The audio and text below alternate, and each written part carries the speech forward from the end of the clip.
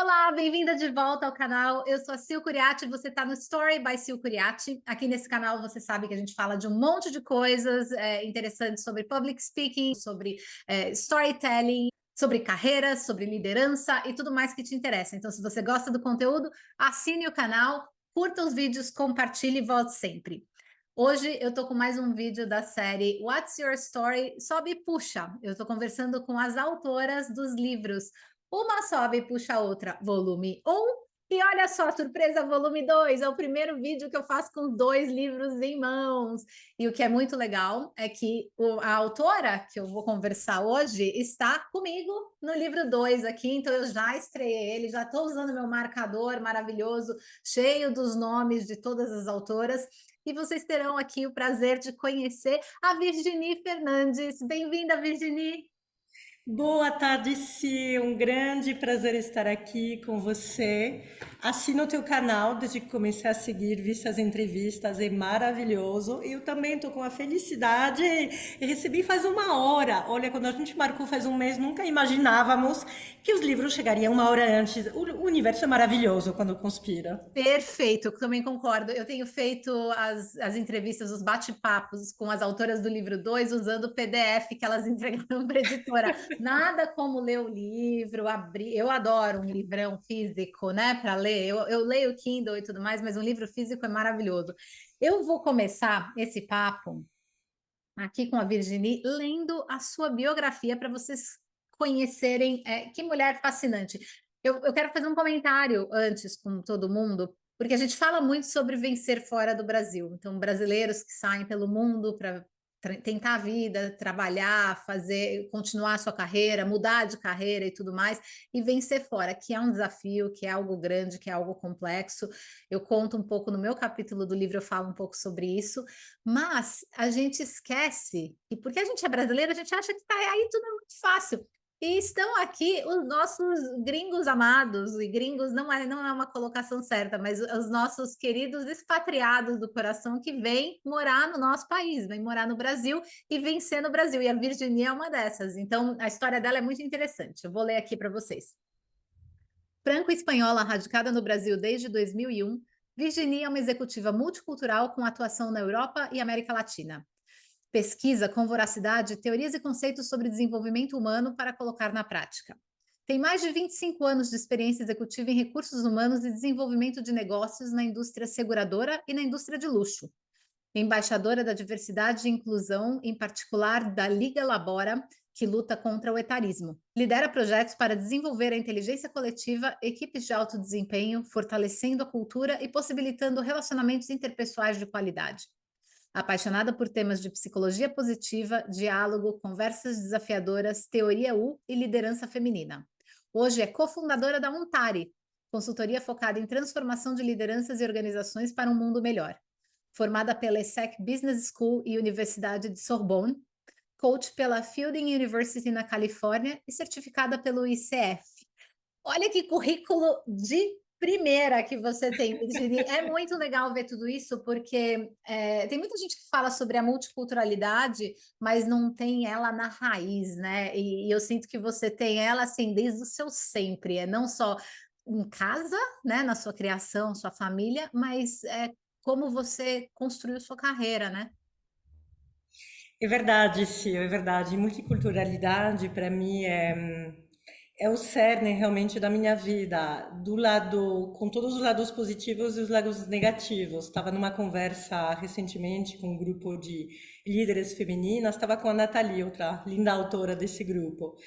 E essas executivas nos perguntaram, quando que vocês vão voltar? Vocês já pensaram em voltar para o país de origem de vocês? E eu esperei a Nathalie responder primeiro e depois respondi. As nossas respostas foram exatamente iguais. Mas qual é o meu país de origem? E acho que às vezes multiculturalidade é esse desafio de ter muitos referenciais e não ter um referencial único.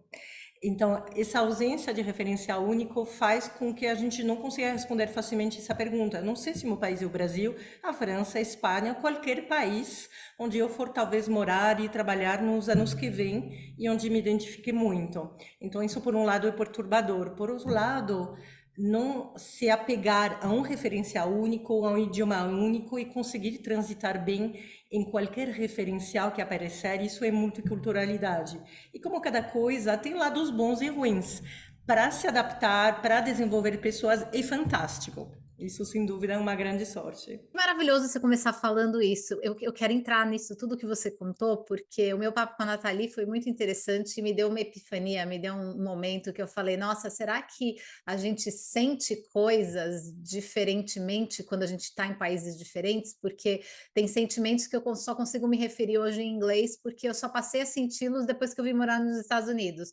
Outros são, eles pertencem à minha vida ao Brasil. Então a gente ficou meio que loucubrando um pouco sobre isso. Eu nem sei se eu coloquei essa parte na edição do nosso papo, mas eu quero trazer um pouco disso que você falou sobre onde é minha casa e o quanto pode ser perturbador também, porque as maravilhas a gente conhece. É meio que a maravilha é o que todo mundo mostra, é o corte, a edição que vai para o mundo, né? Que aparece nas redes sociais, que aparece no sucesso da vida profissional, mas e o outro lado, né? Como é o outro lado? Então, eu vou querer explorar isso com você. Mas antes disso, para todas as mulheres que vêm aqui, eu faço a mesma pergunta: qual é a sua história? Como você me conta a sua história, Virginie? Que legal, obrigada por essa pergunta, Sil. A minha história é a história de uma menina espanhola, criada na França, numa família muito simples, num contexto muito espanhol, porque naquela época os meus pais ainda pensavam voltar para a Espanha quando eu tivesse 6, 7 anos, e isso acabou não acontecendo. Então, uma menina estrangeira que foi finalmente se integrando na sociedade francesa, que era muito diferente do meu contexto. Então aí começa uns primeiros paradoxos, porque todos eles tinham pais que tinham estudado, tinham feito estudos superiores, que não era o caso dos meus pais, tinham uma vida um pouco mais, te diria, rica, de classe média alta, que não era o nosso caso. São diferenças pequenas comparado com as diferenças do Brasil, mas isso me estruturou bastante. E nesse desenvolver, né, da juventude, eu sempre fui muito focada nos estudos. Talvez porque imaginei, talvez com uma espécie de homenagem aos meus pais que não tinham conseguido estudar, e talvez também porque percebi que seria a maneira de ganhar liberdade na vida, estudar, ganhar dinheiro e ter uma carreira que me desse liberdade. Então, acho que um dos raros projetos de vida que tive foi esse: estudar, viajar, ter liberdade financeira. Ponto. E o que eu acabei desenvolvendo na minha carreira, afinal de contas. Eu preciso dizer que é invejável você pensar nisso desde muito nova na sua vida. Estudo, liberdade para viajar, assim, é o sonho, né? Você estudar, você conhecer culturas diferentes, você se preparar para isso, e aí é assim que eu quero fazer dinheiro, é uma decisão importante. E quando a gente toma decisões assim, eu acho que o universo vai nos levando para os caminhos certos, né? Totalmente, totalmente, porque olha, vou te falar que fazendo assim, pulando 20 anos, quando eu me torno RH e começo a aconselhar pessoas sobre planificação de carreira, não porque eu gosto de planificar carreira, na verdade eu nunca planifiquei nada, mas pessoas vêm com esse pedido, me ajuda a planificar a minha carreira. Eu internamente pensando, se eles soubessem o quanto eu não planifiquei nada, mas isso funcionou para mim, e eu sei que cada um funciona de um jeito diferente. Mas como você fala, naquela época, 20 anos depois, olhando para trás, né, o que tinha sido esses 20 anos desde que eu estava entrando na universidade na França até eu me tornar a RH de todas as organizações do grupo LVMH na América Latina, mais ou menos uns 20 anos. eh, Aconteceram muitas decisões que de maneira isolada talvez não fizessem sentido, que para mim na época muitas vezes estava tateando, estava procurando, não sabia muito bem se é para a esquerda, para a direita, no sentido se é para humanas, se é para exatas, se é para teoria, para ensino, se é para prática, para organização. Então, toda a minha vida ela foi pautada por esses paradoxos e por movimentos que, se você olhar, foram movimentos muito grandes. Saí de uma das melhores business schools da França para ir me enterrar no mestrado na Sorbonne, porque foi realmente um enterro, mas que me deu um aprendizado maravilhoso, até para saber, eu não quero fazer um doutorado na Sorbonne, por exemplo, eu não quero ficar só na parte conceitual da vida, eu preciso partir para a prática. Então, a minha vida foi como um Z, sabe? Você vai esquerda, direita, sem nenhuma conotação política, claro. Até que um dia, olhando para trás, eu percebo o poder do storytelling, que você é a experta, porque dá para reconstruir isso de uma maneira muito bonita. E explicar o quanto tudo isso foi escolhido, fruto de um planejamento, mas na verdade foram erros e tentativas e É, acertos, tentativas e isso. acertos o tempo inteiro. Você falou várias coisas interessantes aqui. A primeira que eu me peguei foi porque eu sou uma estudiosa como você, eu gosto, eu tô tão feliz de estar de volta à sala de aula, é algo que me Que dá prazer bom, que mesmo, né? gostoso. E a gente sentir que a gente consegue fazer isso independentemente da idade, porque é algo que eu falava lá atrás, ah, se eu não fiz mestrado depois da faculdade, eu não vou fazer nunca mais. E eu tô hoje e dá certo, e tá tudo bem. Que legal. Você me pegou quando você falou que a Sorbonne foi um enterro. A gente tem uma imagem completamente diferente. Se eu tivesse que chutar aqui, eu ia falar, a Sorbonne deve ter sido a coisa mais legal que ela fez. Por que que você chama isso de enterro? Ótima pergunta. Eu vi seu olhar quando eu falei SEC, ninguém conhece SEC, é a segunda maior business school da França, ninguém conhece. E Sorbonne, claro que Sorbonne é uma das principais e das mais antigas universidades no mundo, né? Localizada num bairro maravilhoso, curti muito assim, curti muito Saint-Michel naquela época.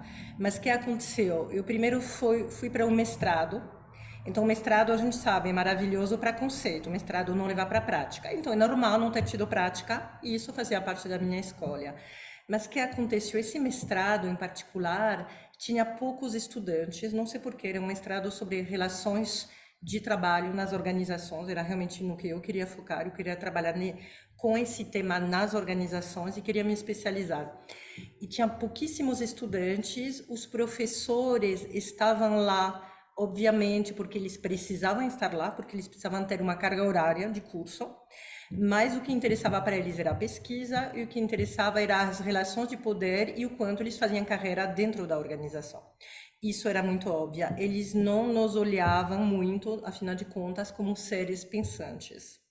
Então, esse foi o primeiro lado que me frustrou bastante. Eu não senti um lugar onde nós, como estudantes de mestrado, éramos incluídos nesse viveiro de pensamento, de pesquisa. Era a área deles, a gente não entrava nisso. Olha que interessante, eu vou te interromper antes de você continuar me contando isso, porque você vindo dessa área de RH, eu tracei um paralelo imediato com a quantidade de empresas que operam dessa maneira, que não olham para o cliente de fato, o cliente não é parte do negócio, que elas operam para o próprio umbigo, pelos seus próprios interesses. Não tem um monte de empresa que é assim? Sim, sim, totalmente. Eu estava exatamente interessante, porque enquanto eu falava, eu pensava, nossa, tem um paralelo. Eu pensei no mesmo paralelo. Eu pensei no paralelo também com o RH que não olha para os colaboradores. Isso, O quanto os colaboradores, o quanto as empresas não são client-centric e o quanto o RH não é employee-centric, na verdade. Totalmente. isso. Ficam lá para defender, porque vira uma coisa de relações, são relações com os employees, mas não é verdade. No fundo, Não. eles estão lá quase que para. É a primeira camada do legal, é para proteger a empresa e não para realmente criar a relação e entender o interesse do empregado, né? Totalmente, exatamente. Existe esse paralelo, porque acho que a gente constrói, faz de algo muito legal uma grande burocracia. É. E o caso das organizações, o caso das universidades, nos perdemos de vista o objetivo final, nos deixando levar pelo processo. Então, eu sou uma pessoa que luta muito contra os processos quando dá para tirá-los. Assim, organizações industriais, organizações assim, companhias aéreas, bancos, não dá para tirar os processos. 90% deles não dá para tirar. Mas talvez se a gente tirasse 10% que são supérfluos, teríamos organizações mais ágeis e mais humanas. Bom ponto. Então esse era o meu principal tema. E o meu segundo tema, isso foi pessoal, não uma crítica à Sorbonne. O primeiro foi uma crítica à Sorbonne, o fato que eles não nos incluíam na comunidade pensante. E o segundo tema foi mais pessoal. Eu percebi que eu ia morrer desidratada, mas isso é meu, se eu ficasse unicamente no universo do pensamento, porque fiquei 6 meses fazendo o meu mestrado no meu microapartamento em Paris, então tudo muito bonito. O papel é maravilhoso, eu estudava na Sorbonne, morava em Montmartre, quando tinha greve, que não só teve greve naquele inverno, então era 5 quilômetros para ir, 5 quilômetros para voltar, mais ou menos 1 hora. E para voltar Uma era subidona, subida. né? Subidona, mas tudo bem. 21, 22 anos a gente aceita tudo. Mas ficar o dia inteiro lendo, pesquisando, escrevendo, eu percebi que me fazia mal. Me fazia mal, não era para mim. Eu precisava também de algo mais concreto. Então foi um momento, como eu falo, entre o universo dos pensamentos e o universo da prática capitalista. Eu resolvi capitalismo. Falei, vamos trabalhar, vamos ganhar dinheiro e vamos conquistar a minha independência financeira. Queria saber se o Sobe e Puxa foi seu primeiro livro ou se você tem outros. Foi o meu primeiro livro publicado. Olha, o que eu resgatei do fundo do baú, o meu Que livro não lindo! publicado. Oh, Eu fiz à mão, com papel reciclado. Esse livro tem 20 anos. Foi escrito 3 anos depois da minha chegada no Brasil. Foi escrito em francês. Então, depois de 7 anos numa empresa de seguros que me trouxe para cá, para o Brasil, como expatriada, etc., resolvi sair. Na verdade, foi um mútuo acordo. Resolvemos que seria melhor acabar o nosso casamento. Olha, tem umas flores secas aqui. Tem adoro, eu também guardo. e fiquei no Brasil, foi o meu momento Dom Pedro. Eu fiquei no Brasil falando: olha, vou tentar ficar aqui. Eu não queria voltar para a França, queria ficar no Brasil, na América Latina. E saí, acho que foi em abril, maio de 2004, e me dei até final do ano para arrumar um trabalho. E nessa época eu falei, durante alguns meses não quero me preocupar com nada, quero só curtir, fazer coisas que eu gosto muito. E uma das coisas era dedicar mais tempo à escrita, porque eu escrevia crônicas. Em francês, eu acho que começava a escrever em português na época. E como eu gosto de projetos um pouco sistemáticos, eu resolvi escrever um livro que chamava Brasil de A a Z, com 26 crônicas, que cada uma começava uma com A, outra com B, etc. Não lembro se tinha uma Z, deixa eu ver como é que chamava Z aqui no livro.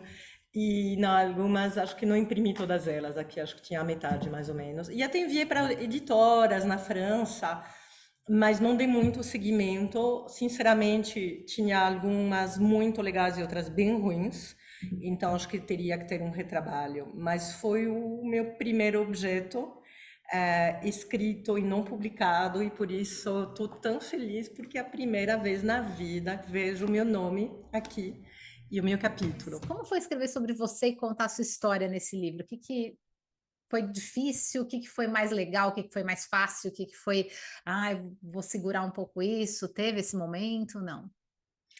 Olha, foi um processo bastante desafiador pelo tempo, porque quem me fez entrar no livro, quem me estimulou foi a Nathalie, porque ela estava escrevendo o capítulo dela, e quando ela me chamou, eu falei, ah, legal, que boa ideia, você acha que posso? Eu falei, sim, mas deixa eu ver o prazo. Eu me falei para amanhã, eu falei, você tá louca? Peraí, tenho 2 dias de reunião, não tô com tempo, não dá para amanhã. Não é meu idioma. Ela falou, ah, tenta, você vem, com aquela voz meiga dela. Eu falei, meu Deus. Só que ela pegou no lugar certo. Eu adoro um desafio. Eu me mato quando tenho algo assim na mente. Eu falei, vou fazer, vou escrever esse capítulo. E aí escrevi. Foi complexo porque tinha pouco tempo, então colocava estresse, mas foi o lado bom do estresse, quando a adrenalina tá no nível certo para ela te conseguir avançar rápido e talvez tirar de você coisas que você não sabia que tinha, sem que ela te pare. E até porque durou pouco tempo, foi 2 dias, então depois de 2 dias a adrenalina saiu do corpo, né? Então esse foi o meu processo, que foi muito interessante. Em, Acabei, como faço muito quando escrevo, e escrevo muito para criatividade, porque não me considero uma pessoa criativa, excepto na escrita. Eu começo a escrever e não sei o que vou escrever. Então, isso é muito gostoso. É um momento onde tenho a sensação que algo em mim tomou o controle e deixo essa pessoa tomar o controle e abandono o controle, que é algo que faço raramente. Então, esse capítulo foi mais ou menos assim, não sabia o que ia escrever. E aos poucos, uma organização se apareceu e depois eu leio e parece quase que outra pessoa escreveu. É maravilhoso esse momento. E tem um Olha, trecho que você fala assim: mas os relacionamentos com as filiais eram complicados, divergências de visão, de negócio e de cultura, sem contar com processos de reorganização pesados que lideramos na maioria dos países.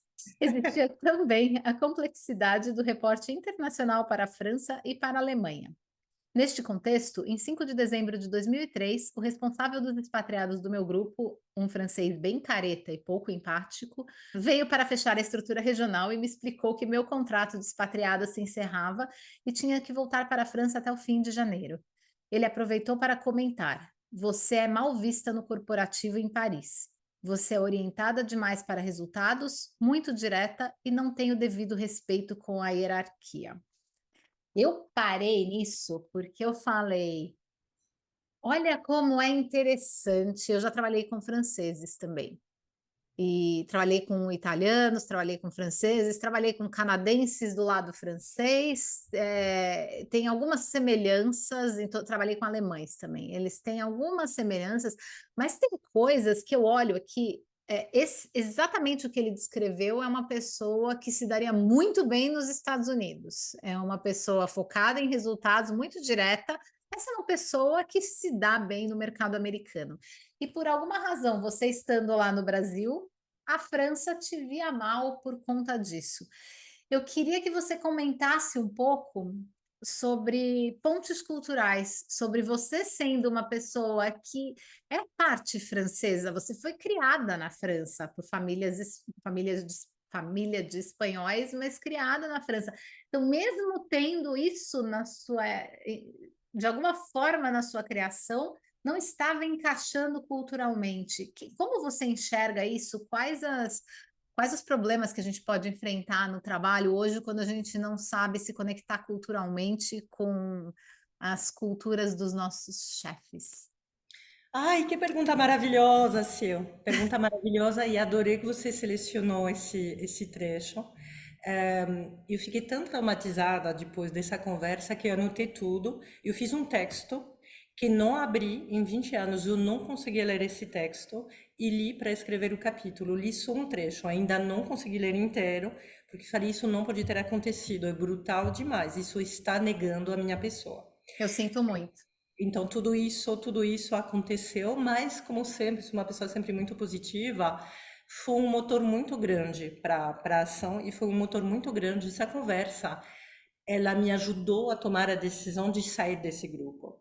E me ajudou a tomar a decisão porque eu percebi que essas questões de desajustes culturais, eles não só tinham a ver com a cultura francesa, e concordo com você, o que na verdade era usado contra mim, as dimensões que eu mostrava eram muito mais americanas que francesas. Mas se eu, por exemplo, tomar o exemplo do grupo LVMH, no qual eu trabalhei muito feliz 17 anos, tudo isso era muito bem visto num grupo que é a quintessência, né, da cultura francesa, do lado de vivre à la française.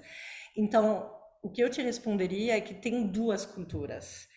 No mínimo, você vai ter a cultura do país e você vai ter a cultura da empresa que está inserida na cultura do país, mas que está também inserida na cultura de um segmento, por exemplo. Então, existe uma cultura financeira, existe uma cultura de consumo massivo, existe uma cultura de luxo que permeia, por exemplo, que é mais consistente que as diferenças entre países. Então, a gente tem que analisar todas essas culturas. Então, falando em ponte, quais conselhos para os executivos, é realmente analisar muito bem tanto a cultura do país, né, qual que é a nacionalidade, claro, da pessoa para quem me reporto, qual é a história dela. Eu tive vários chefes, tinham histórias de vida tão complexas que você não conseguia colocá-los numa caixa. Eles tinham passado por muitos países. E depois tem a cultura da organização em si. E a partir daí, esse fit cultural é muito, muito importante. O quanto você consegue fazer, se existir um gap muito grande entre tua cultura, teus valores e o que é pedido de você nessa organização e pelo seu chefe, o quanto você consegue esticar. O quanto você quer esticar. Você pode conseguir e não querer, você pode querer e não conseguir. E que tipo de decisão você toma em função disso? Então, a decisão que eu tomei naquela época, em função da cultura alemã da Bavária, sendo muito clara, que é a Allianz-Versicherung, e da cultura francesa, que era uma cultura de uma empresa que tinha sido pública desde a Segunda Guerra Mundial e que tinha sido privatizada 4 anos antes, eu falei, se tudo isso fala contra mim, eu não vou ficar mais, eles não me merecem, entre aspas, vou colocar a minha energia a serviço de outros lugares onde isso seja valorizado. Então, isso me ajudou muito a tomar a decisão. Então, por mais que foi um trauma, naquela hora foi também um motor para ação. Mas essa dimensão cultural é fundamental para realmente conseguir se adequar na organização na qual você está, ou eventualmente tomar a decisão de procurar outros rumos. Eu, por exemplo, é interessante que você falou sobre a empresa americana. Nunca trabalhei em empresa americana. Eu tenho muito essa curiosidade. Então, acho que individualmente eu provavelmente me daria muito bem por essa questão mais franca, direta, clara. Por outro lado, eu curto muito a complexidade mental dos franceses, aquela questão, eu gosto de um conceito complexo, eu gosto quando é tudo muito bem contado com estrutura, eu curto muito isso. Eu tenho um olhar talvez totalmente errado, porque nunca trabalhei com eles fora, claro, os meus colegas desse grupo internacional, mas tenho uma visão que talvez os americanos são um pouco mais superficiais na tomada de decisão, que eles vão menos a fundo. Mas enfim, é um question mark. Muito interessante quando você fala, poxa, tem a cultura da empresa e tem a cultura do país. E você colocou aqui, além desses aspectos, tem um layer que é o contexto. Então, a cultura é uma coisa que, se você for ler num livro, você vai aprender sobre a cultura de determinado jeito, mas tem um contexto que você colocou aqui no contexto. Olha, foi uma empresa pública durante muito tempo. É alemão da região da Bavária, não é qualquer região. Então, tem uma explicação, tem o contexto geográfico, tem o contexto de tempo, tem o contexto social, são vários contextos que formam uma cultura que criam o modus operandi de uma empresa, vai, digamos assim. E e aí tem a cultura que vai sendo formada não só por tudo isso, mas pelo tipo de executivos que você contrata. Esses executivos não nasceram nessa empresa, cada um foi contratado de um lugar aqui. Então, eventualmente, forma-se uma empresa através da contratação de executivos da concorrência imediata e tal. Então, a empresa são pessoas que vêm já também com uma marca cultural muito forte que acabam imprimindo naquele modus operandi daquela empresa nova. Ou seja, o aspecto cultural é bastante complexo. Ele não é uma coisa assim, entendi aqui, entendi ali, tá tudo certo, eu vou criar essa ponte. Quando a gente olha para essa situação inteira, o que que você acha que se sobrepõe? Se sobrepõe mais, vamos dizer, a cultura francesa de uma estatal ou se sobrepõe mais à recém-formada cultura de uma empresa e a força que ela tem, os beliefs dela, as crenças dela e a missão, os valores dela? O que que fala mais alto? Se eu sou uma executiva nova que estou entrando, eu devo observar qual lado com mais atenção? Uou! Eu nem sei se saberia responder essa pergunta para aquela situação da época, né, de 20 anos atrás. Porque eram muitas culturas ao mesmo tempo, a cultura da estatal e a cultura também da Allianz, que tinha comprado o grupo AGF Uhum. e estava com essa cultura muito de rolo compressor, né? Muito potente, muito forte e com uma cultura alemã muito sistemática, organizada. Então, olhando as linhas de forças, olhava muito as linhas de forças comuns, né? E as linhas de forças comuns iam muito no sentido de o processo primeiro e as pessoas depois. Eu lembro muito, em termos de succession planning, de pessoas ter perguntado para o global da Allianz, falando, mas esse processo na América Latina não faz nenhum sentido, por tal e tal razão. Eu tentava ganhar tempo, falando, vamos tentar implementar ano que vem, vamos tentar educar as filiais. Eu era aquela ponte entre as 5 filiais da América Latina e o corporativo na França e na Alemanha. Eu lembro muito bem da resposta da Alemanha, que falou, primeiro você implementa o processo, depois a gente conversa. Então, assim, isso faz parte das perguntas, das frases, das respostas que você nunca esquece, porque isso é muito criador de cultura e muito criador dessa sensação de vamos partir para outra, porque aqui não tenho mais lugar. isso me feria num ponto, eu comecei a somatizar, eu estava doente porque não conseguia mais trabalhar nesse tipo de cultura. Então, de certa maneira, essa decisão de você não ter mais futuro aqui, eles tomaram por mim porque eu não conseguia abandonar os 7 anos de trabalho, de investimento muito grande nessa organização, mas foi muito bom que eles me falarem isso, porque falei, não, é melhor cortar aquela coisa do investimento grande, por mais que eu investi muito, melhor parar agora que continuar, porque isso vai doer ainda mais no futuro. O que que você gostaria de ler para mim? Tem algum trecho que é seu favorito no livro ou que você acha legal a gente conversar a respeito um pouco? Vou ler um trecho que provavelmente você não selecionou porque o teu cotidiano é sobre aumentar sua presença, mas que para mim foi muito importante porque eu fugi muito disso a minha carreira inteira. Aumente sua presença. Uma recomendação às vezes polêmica para muitas mulheres. Reconheça e comunique sobre suas conquistas, não falando somente do seu time, mas também de você. Nós mulheres tendemos a achar que esse comportamento denota arrogância ou autopromoção. No entanto, comunicar sobre as conquistas deveria ser a última fase de um resultado árduo conquistado.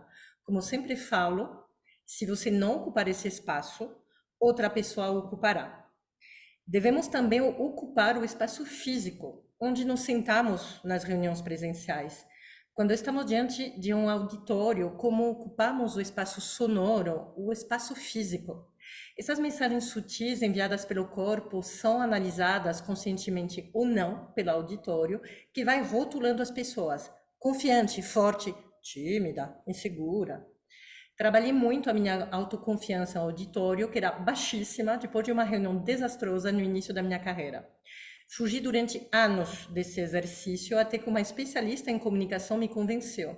Você é jovem, mulher, numa empresa muito masculina, você tem o dever de falar.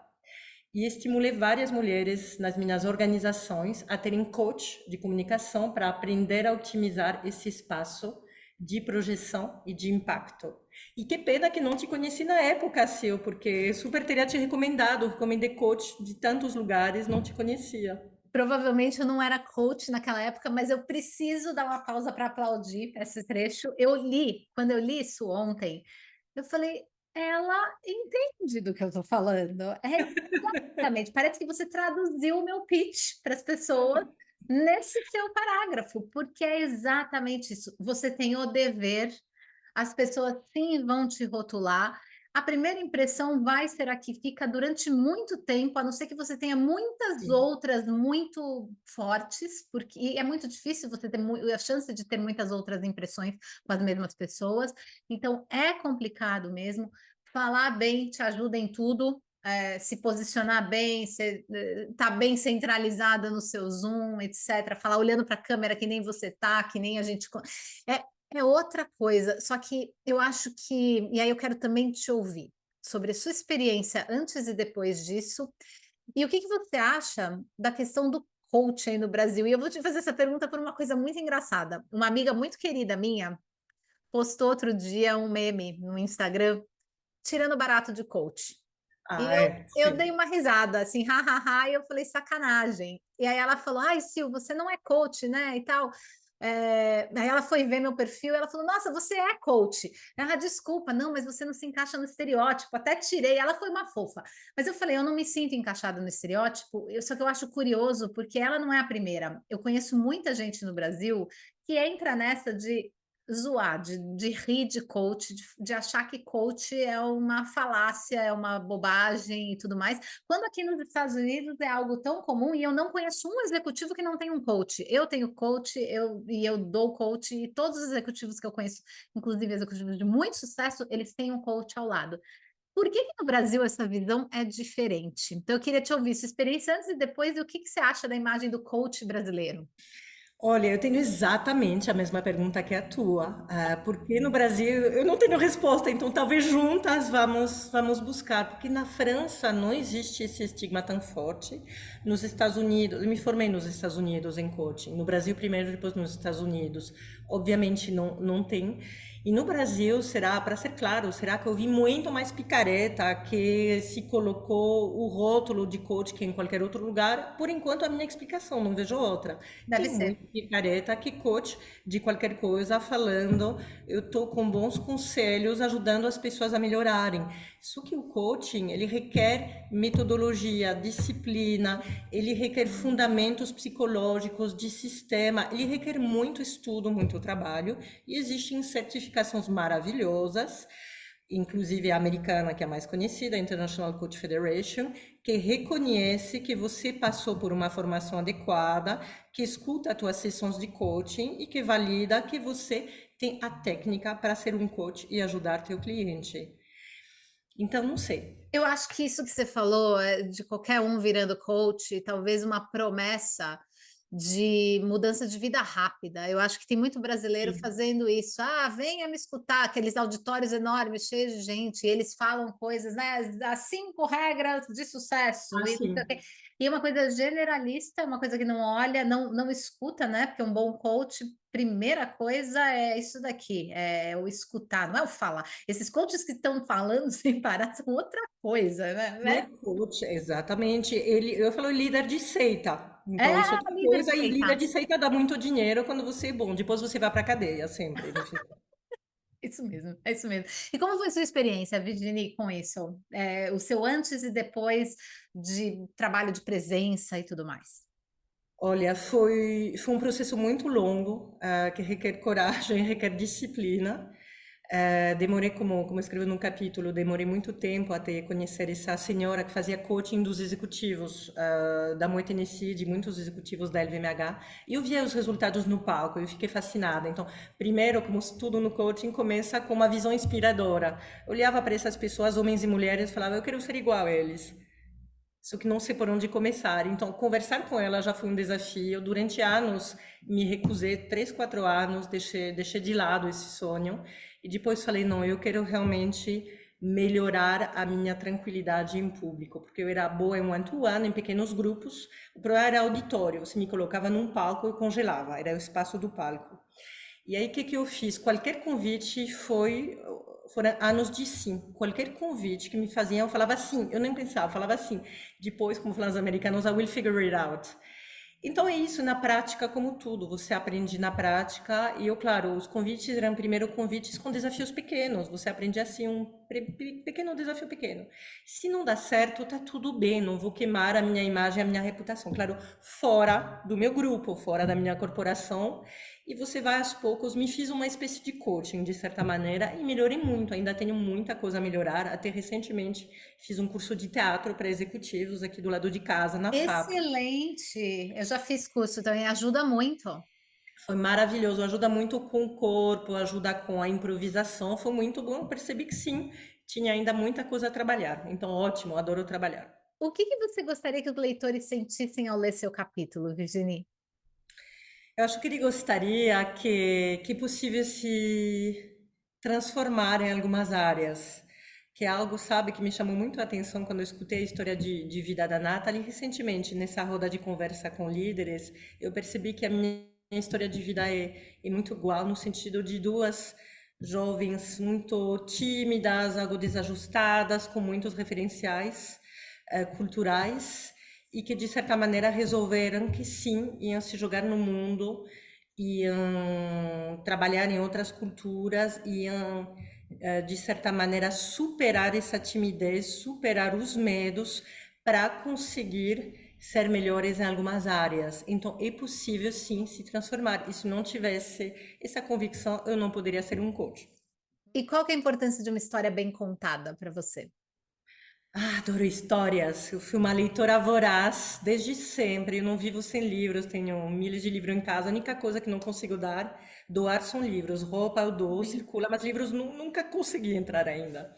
E as histórias, elas nos conectam com o universo, elas nos conectam conosco mesmo. Elas nos fazem esquecer de tudo. O maravilhoso de uma história bem contada é que você sai dela diferente, emocionalmente. E muitas vezes sai dela com novas aspirações, novos sonhos. Para você, qual que é a história mais inspiradora do mundo? vou voltar ao meu tema anterior, são as histórias de transformação. E aquela jornada do herói, né, roteirizada pelo mitólogo, pelo Joseph Campbell, as jornadas do herói, começando, enfim, claro, Jesus Cristo e Ulisses indo para a história e todas as histórias do herói são muito inspiradoras. E acho que esse livro que eu percebi, uma soube puxar a outra, eu recebi agora o segundo, então agora eu vou descobrir o segundo. Mas no primeiro volume são histórias de transformação, de superação, você sai de cada história diferente. Então, isso que inspira é realmente quando você percebe que, apesar das dificuldades, as pessoas continuam vivendo, criando, sendo felizes e conquistando o lugar delas no mundo. Virginie, eu adorei falar com você, papo gostoso, e a gente ainda tem muito para trocar na Ontari juntas. Eu tô com a Sim. Virginie, com a Nathalie na Ontari também, como parte do grupo. É um grupo maravilhoso, fazendo um trabalho lindo. Elas aí no Brasil já estão com tudo. Aqui eu ainda tô, mas tem a Gisele também, então Sim. é muito bacana. É um prazer a gente estar juntas em mais essa jornada. E eu estou muito feliz de ter você aqui hoje. Muito obrigada, Cia. Eu adorei conversar com você. O tempo passou voando. Muito obrigada pelo seu E convite. se vocês se gostaram do papo, voltem sempre. Não deixem de curtir, compartilhar e assinar o canal. Até mais, tchau, tchau.